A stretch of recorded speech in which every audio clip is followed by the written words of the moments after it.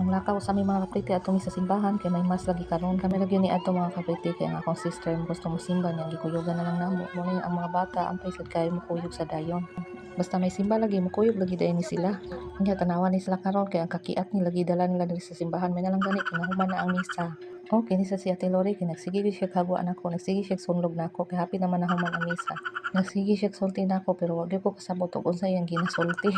Ako kasabot ani niya kay nagsige naman siya katawa sa akong na aron kay nagsige magpanulong nako ako na lang gyud siyang gibidyohan og apil. Nakini sad ako mama mga kapriti nanghingago gyud siya pauli para lang makakuyog mi diri sa balay. Gani kinayo-ayo na ang mata ni mama luoy kay ni siya atong nagaging bulan kay halos di na gyud kakita ang iyang usa ka mata niya. Operahan siya 50-50 pag yung mga kapriti. Ako yung yapura nga ako mga manghon nga paoperahan ang mata ni mama kay luoy lagi kay is mama mabuta niya. Kaya na nagselfie ko pero ang akong manghod nagselfie sa DI.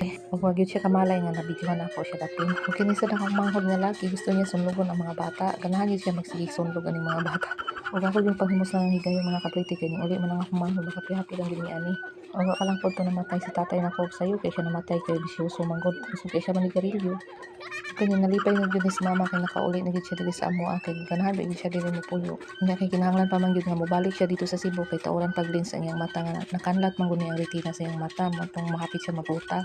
Bali ang sami-sami sa iyang mata nga kapriti nakanlat nga siya mo nay kuyaw kay hapit na gyud siya mabuta wa gyud nalangay pag gyud kay nagulat-ulat pa mi sa Vicente Soto nya kapiting dugayad ay didto. So nibalhin na lang gyud migbilis sa ospital dali ra gyud kay siya gitaga didto mga kapriti dali daghan kay mga maayo nga doktor sa mata. Ug ako bitas lang gipalitan og bingala pwede lang sa ka first time palagi nilang mukupot ani nga pwede lang kulbaa.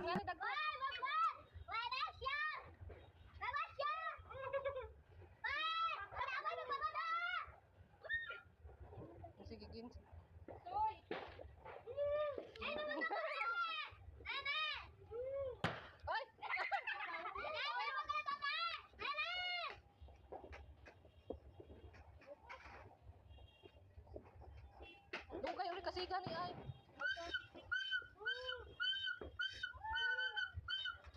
Oh, si Binsoy na pod. Asa man ka Binsoy? Uy, duha jud ka buok usa lang. Mahurot dayon. Are you there?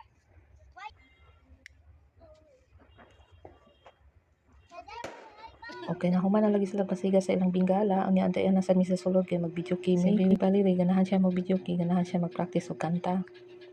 Kaya di man papirdi ang bugoy, nasina man sad siya, gusto sad siya makupot sa microphone o gusto pod siya makanta. Og di na lagi sila nagkantahay na ang duha, wa na gyud papirdi. Kani akong bugoy, dali ra gyud kay siya masina og unsa gani buhaton ni Valerie, iya sag sundon.